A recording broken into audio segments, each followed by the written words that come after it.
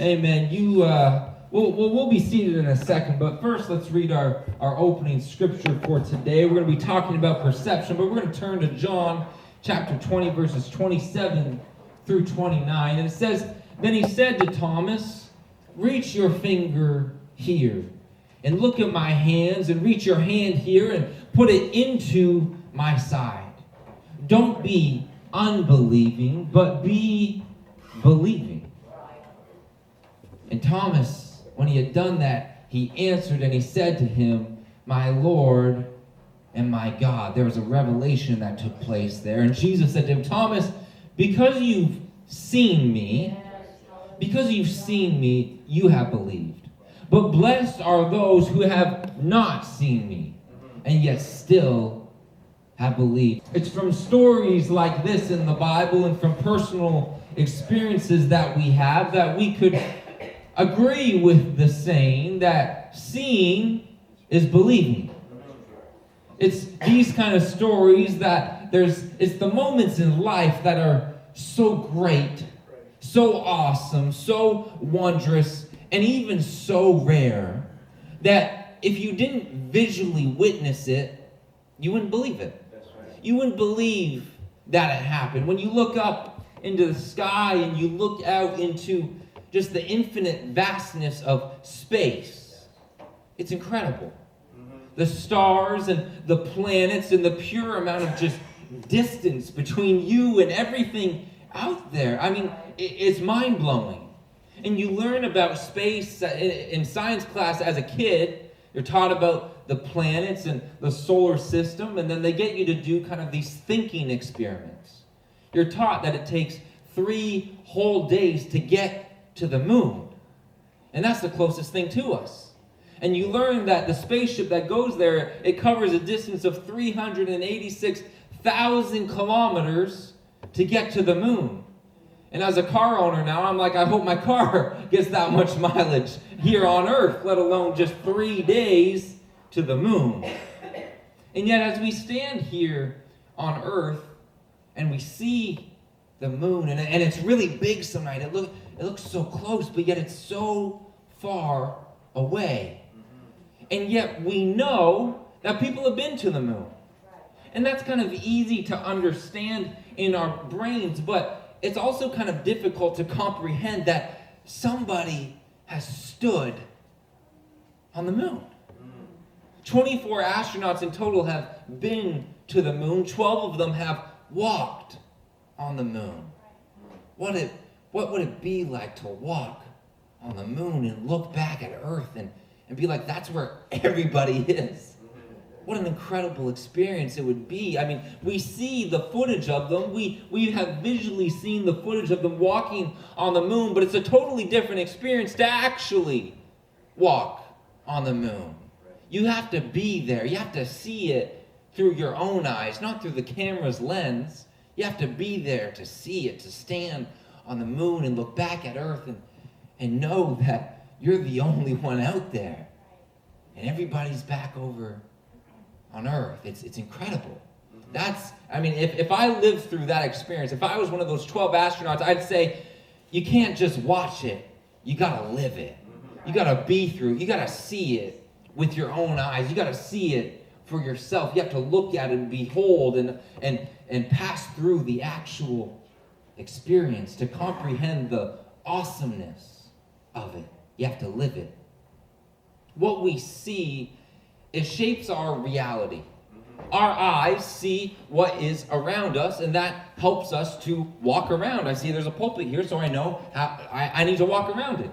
We see a table, we see a floor, we see, steps that we have to walk up, and so we know we have to walk up the steps and we have to walk around the table. What we see, what we visually experience, informs us of what reality is.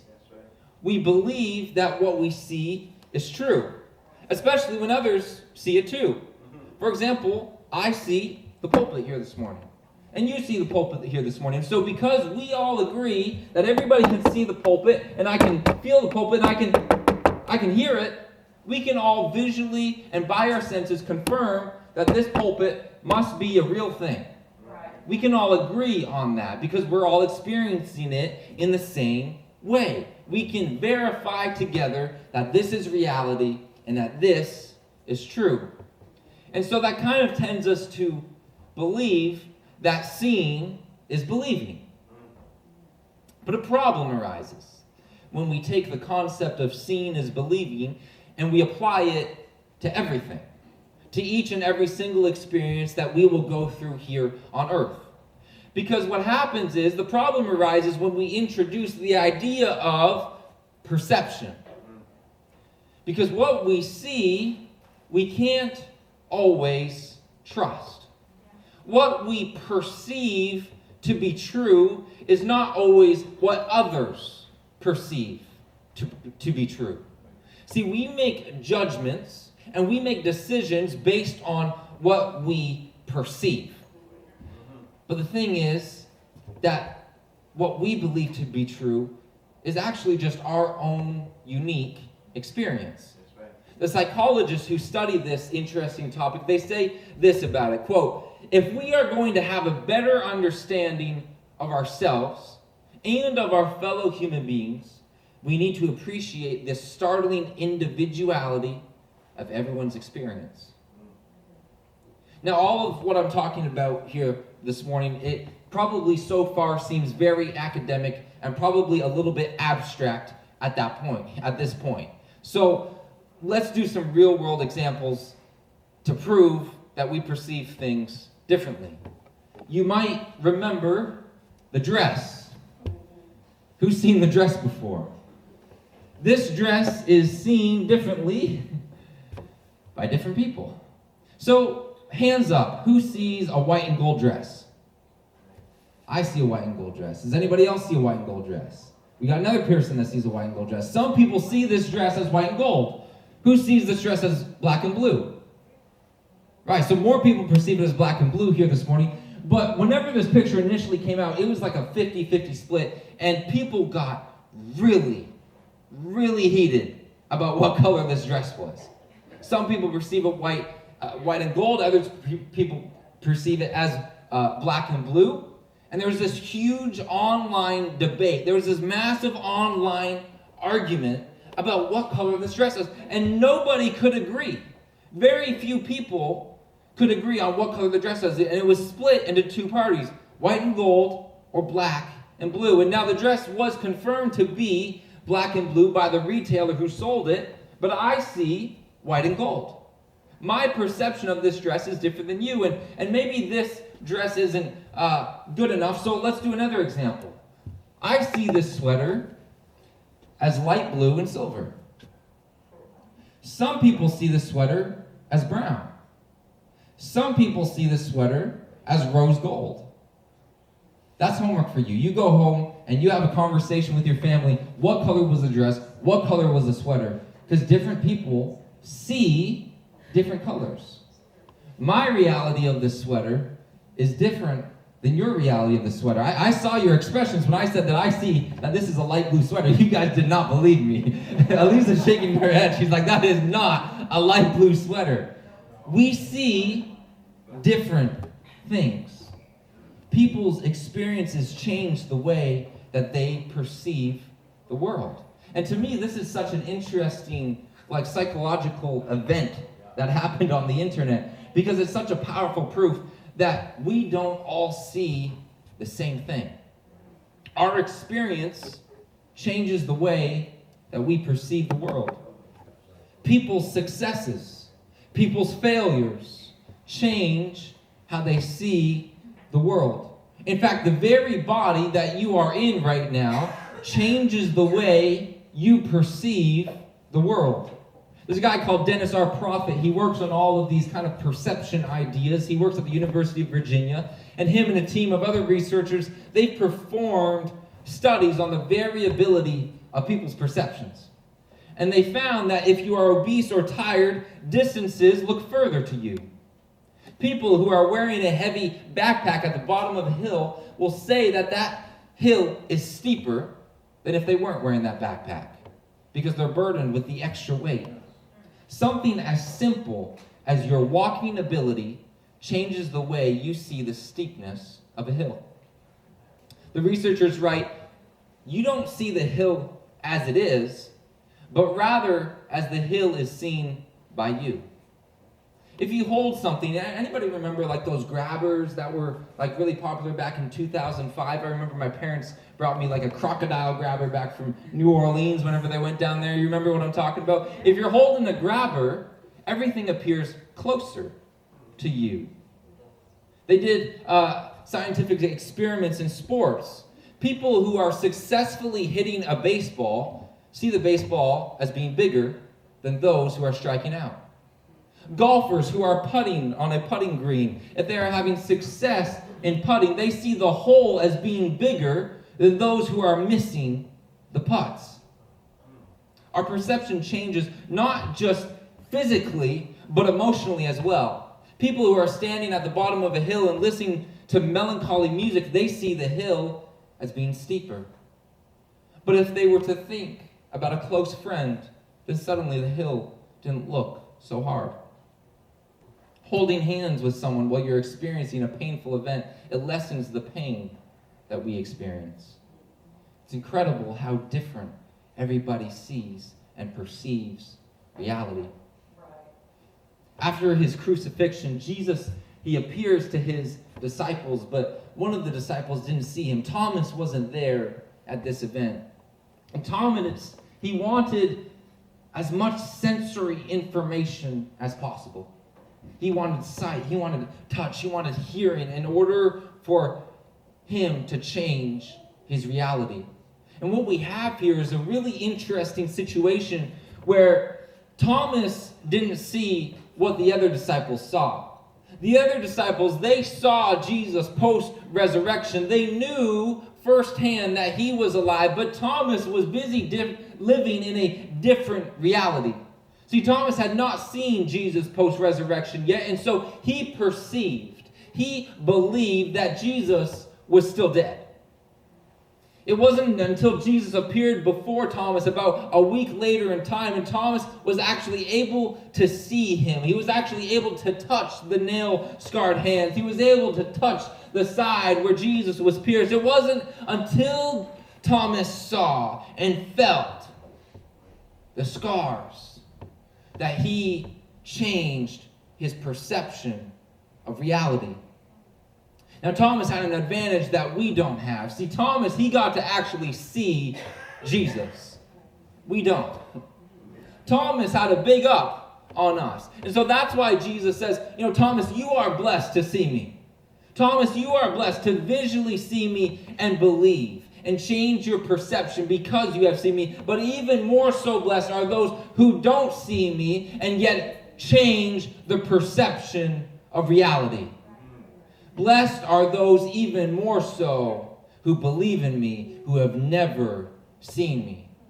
Our perception, it needs to change not just about Jesus. That's not where it needs to end. That's not where our perception and our reality change needs to end. But it also needs to change about ourselves. See, the gospel, it contains some overlaying stories, some repeated stories that occur. And one of these stories is the demon-possessed man from Gadara. He appears in Matthew, in Mark, and in Luke. Except we know him as the demon-possessed man. But the reality is that there is actually two of them. There's not just one demon-possessed man in Gadara. There's actually two of them. And Matthew is the only one who tells us that there are actually two men in that town who were delivered of demon possession that day. Mark and Luke, they perceive the story and write it down differently. Now you may be sitting there and wondering, well, is this contradiction in the Bible? Does this not line up? Does this make the Bible false and all this kind of stuff? No, it doesn't. What is happening here is that different individuals experience the same thing, but because they're different people, it had different meanings on each of them. They saw the world differently from one another, and the importance of what happened here had different impact on each and every single one of them. What was important to one wasn't as important to the other. And so it's interesting here that there is actually two demon-possessed men, and I think there's something very powerful to learn from their story. We're going to go to Matthew chapter 8, and it's the only instance in the whole telling of the Bible that we find that there's actually two demon-possessed men that are talked about. I'm going to read to you the scripture, and then we're going to compare it to the other telling.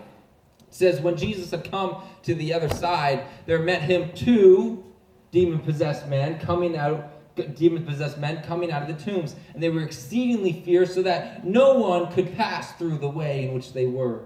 And suddenly they cried out, saying, What have we to do with you, Jesus, you Son of God? Have you come here to torment us before the time? And that's the demons crying out. But a good way off from them was a herd of pigs, a herd of swine that were feeding. And so the demons, they begged Jesus, saying, If you cast us out, let us go into the herd of the swine. And so Jesus says to the demons, Go.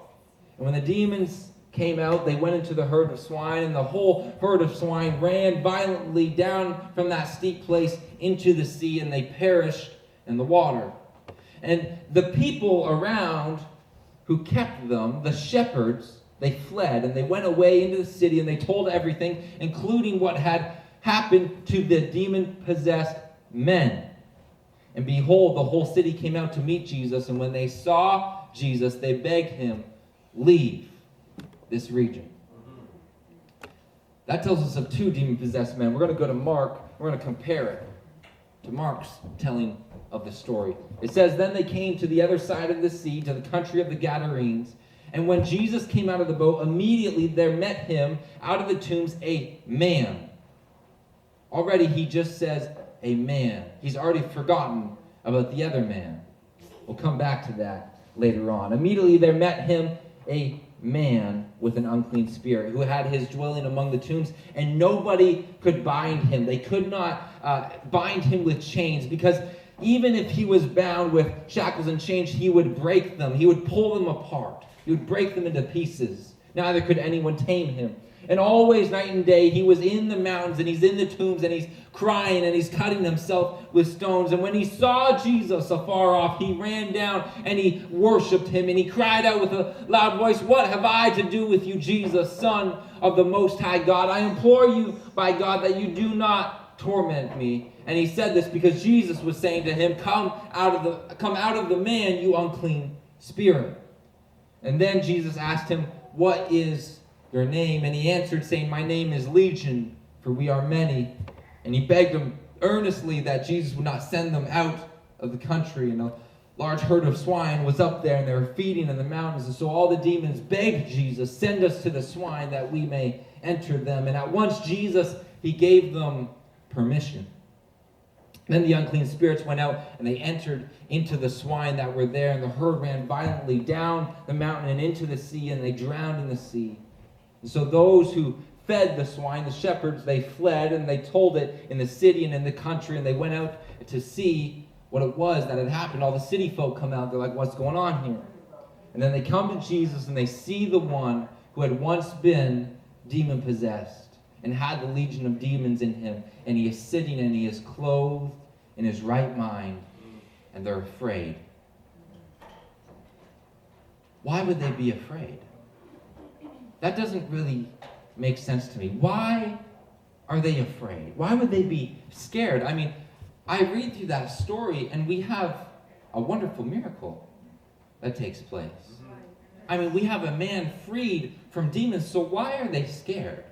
Why are they afraid? I mean, these demon-possessed men had run the town for who knows how long. I don't know. We're not told, but certainly they were terrorizing the citizens, and no one could pass through the area that they are inhabiting. Why? Because the severity of possession is so extreme. These men, they could not be bound and chained up because of the severity of their possession. It is strong within them. And here comes Jesus, and the people are watching this scenario unfold, and the demons start pleading to Jesus for a way out. Let us out, please be kind to us. And Jesus gives them permission. He permits the demons to leave. The demons ask Jesus for permission to get out of the situation, and he says, okay. The demons listen to this man. So surely this man would be powerful. Surely this man might even be the Messiah, right? But surely there's something to throw a party over here. This town has been liberated from demon-possessed men who have been running it and destroying it. The demon-possessed men have been dealt with. They are clothed. They are peaceful. They are in their right mind. They're having conversation with those around them. They're behaving. They're completely normal. But instead of this being a joyous occasion, fear grips the townspeople. Instead of everybody being happy, they're terrified. But why are they scared? Why are they terrified? What is causing the fear within these people? Honestly, I can't answer that with any certainty, because we're not told why. We're not told why they're afraid, and I'm not one of the townspeople who live there, so I can't tell you, and it's way too far back in history that nobody's talked to the townspeople to ask them, so I can't really discern why they're afraid. But here is something that I certainly can discern out of this. They are completely judging the scenario wrong. Their perception of what is happening in their town is messed up. It is way off what it should be. Now, to be fair to them, I want to give them a fighting chance. To be fair to them, they have just witnessed a powerful, crazy event. Right? There's going to be a little bit of shock that's happening there. But at the end of it, even if they had time to think about it, their perception is way off. Their response tells me that they're not seeing things the way that they're supposed to. What they are seeing, what they believe they are experiencing, their perception of what is really going on is messed up. It is off. Because they're kicking Jesus out of their town. They're kicking out the man who has brought them freedom and peace and mercy and grace. And they're saying, no, you are the problem. Leave immediately. It says, and those who saw it told them how it happened. They told all the people in the city how all this happened, how that demon-possessed man was freed. And then they began to plead. They're begging Jesus, get out of here. Please leave immediately. You're not welcome here. Leave this place. We don't know what you did, and we don't care what you did, but you just need to leave. That tells me their perception is off. See, sometimes people like someone who's more messed up than them. They want someone to be more messed up than them. And sometimes people hold a perception of you that they don't actually want to change. See, to the townspeople, this was the demon-possessed man.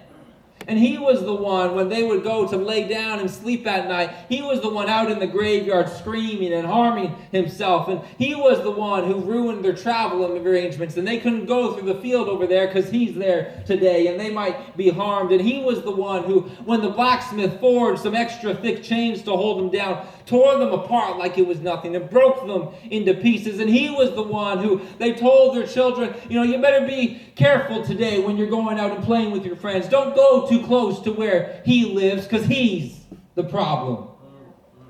He's the one who's messed up, and he's the one who is striking fear into the village.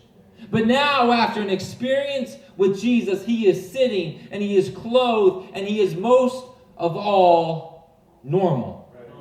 He's healed. He is liberated. And this view of the formerly demon-possessed man completely shattered their perception of who he was supposed to be. He shattered their perception of their world and their reality. To them, he was only supposed to be the demon-possessed man. And he was always supposed to be that. They didn't expect anything else from him. They didn't want him to be anything else. They were just kind of fine with him being him. That's just who he was. That's just how the town's going to be. We're just going to have to deal with it. That's all he's ever going to be. We're just going to have to deal with him, and he's the problem. And they could not handle the new reality. They could not handle the fact that now he's healed and he's normal. To them, it just wasn't a possibility. To their perception, this just can't happen. They can't comprehend the change that has happened in his life. And because now that the demon-possessed man wasn't the problem with the town, because he wasn't the one ruining it anymore, that maybe meant that they might be the problem. See, they perceived him to be the problem. We don't get tourists here because of him. And the crops were bad last year because he was stomping around in the field and tearing things up, and kids don't behave like they should because he's a bad influence and he's messing things up and he's filled with an evil power. But now all of that was gone. And they didn't have somebody worse off than them to put the blame on. Some people, they're fine with you being worse off because it helps them feel in control of their mess. Well, at least I'm not him. At least I don't have a legion of demons in me. At least I have my situation slightly under control. It helps them feel like they're in control of their personal chaos. It makes them feel better about themselves, that they don't have to face the issues that they're dealing with because they're too busy helping you. They don't want that to change because that's comfortable for them. Sometimes people can't handle it when you move on with your life, and sometimes people can't handle it when you progress and move forward, and because they hold a certain image of you, and you don't fit that image, you don't sit so well in their perceived reality anymore. You don't fit in their preset idea, and it shakes them. Because you're not that little boy any longer. You're not the immature teenager any longer. You're not the drug addict any longer. You're not the messed up person that you used to be. You've grown up and you've matured and you've allowed Jesus to change your life, and they just can't understand. They can't comprehend the level of change that has happened in you.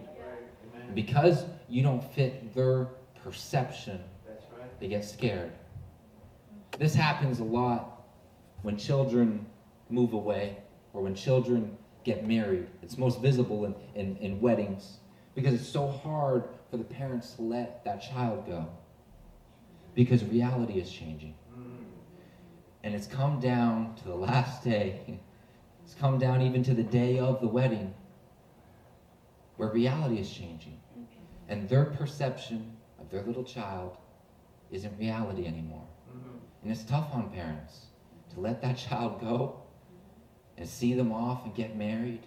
It's a wonderful, joyous occasion. Don't get me wrong. I'm not trying to, doom and gloom marriage or anything. But it's for the parents, it's hard. It's hard to let that little boy, that little girl go, that little child who was holding your finger in their whole hand just a couple years ago. It's hard to let them go because your whole reality changes. And how you perceive them as a child isn't correct anymore. You have to perceive them as an adult now. Their little girl, their little boy is getting married and they're a new person. It's a new reality.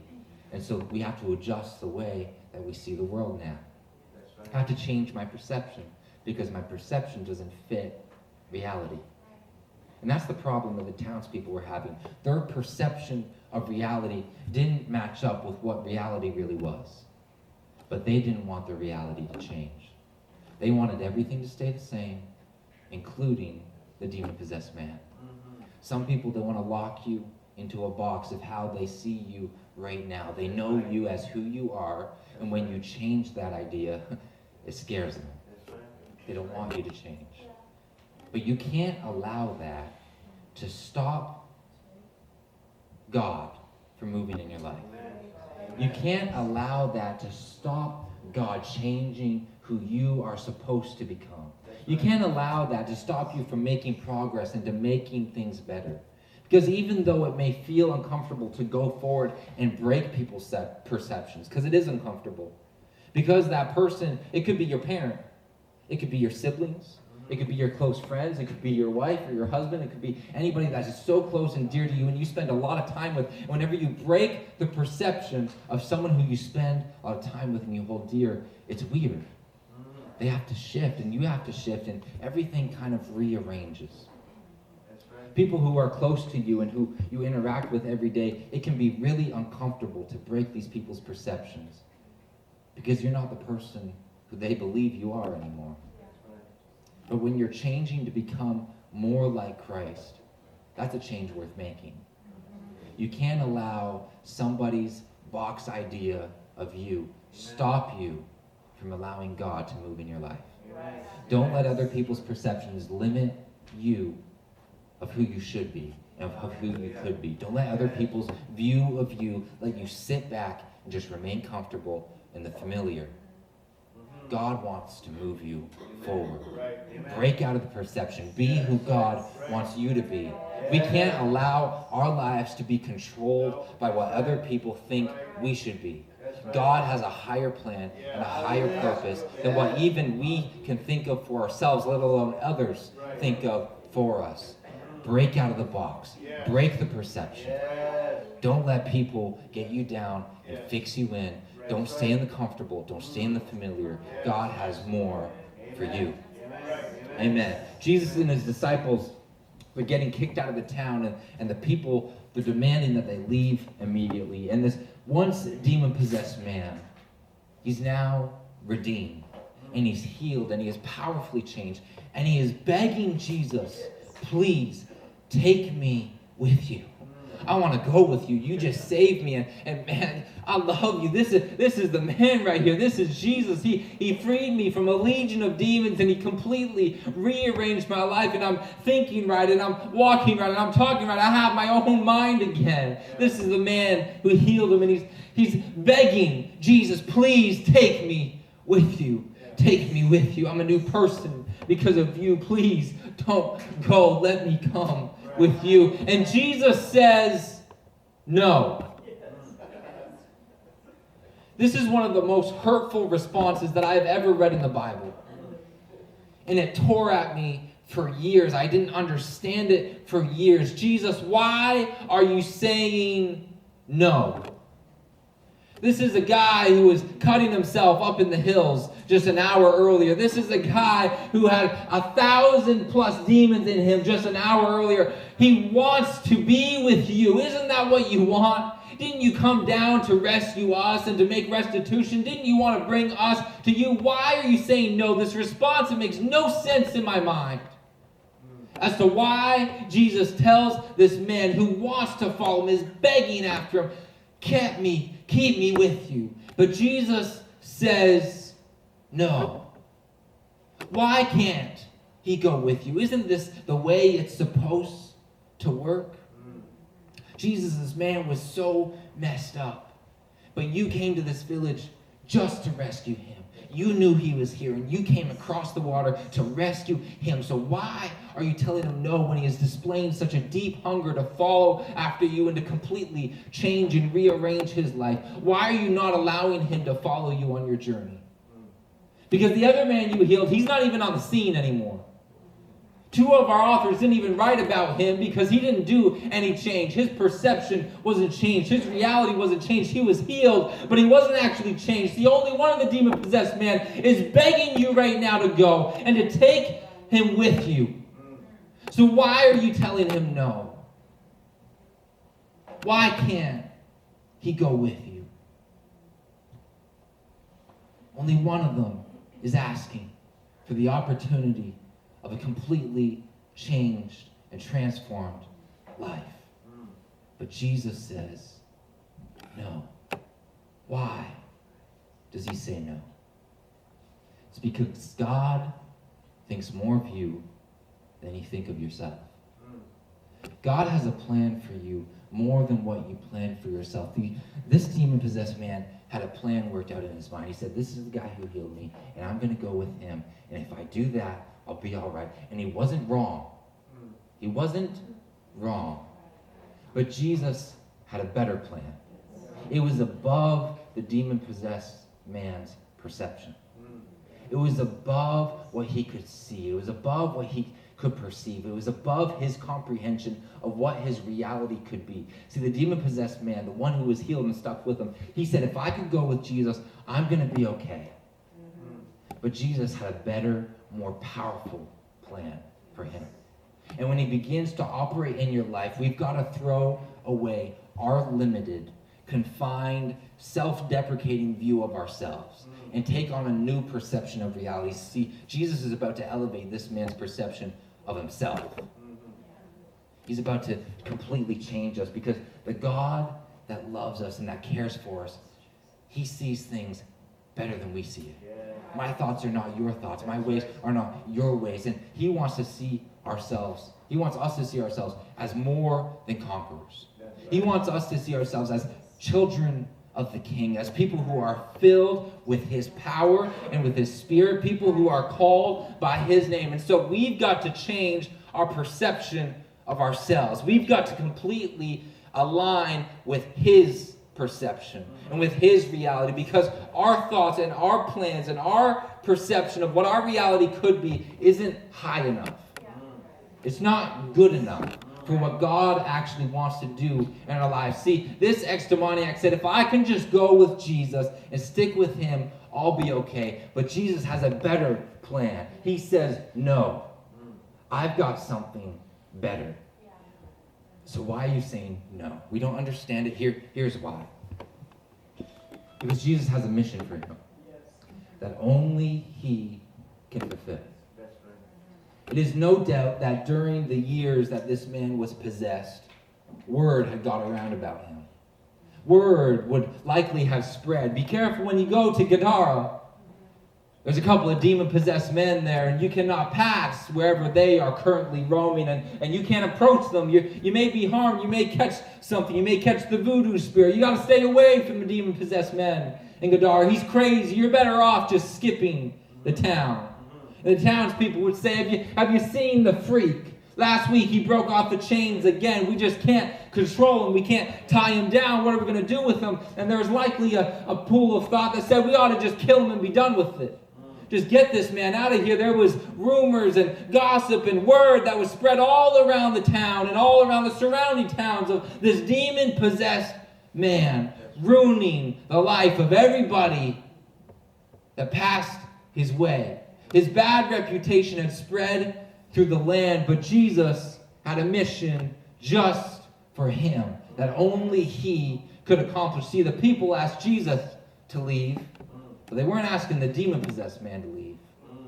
Where this man lived in Gadara, the city, it belonged to a group of cities known as the Decapolis, a group of 10 cities that formed a Roman confederation, 10 allied cities that stuck and were close together. And here was Jesus' mission for this man.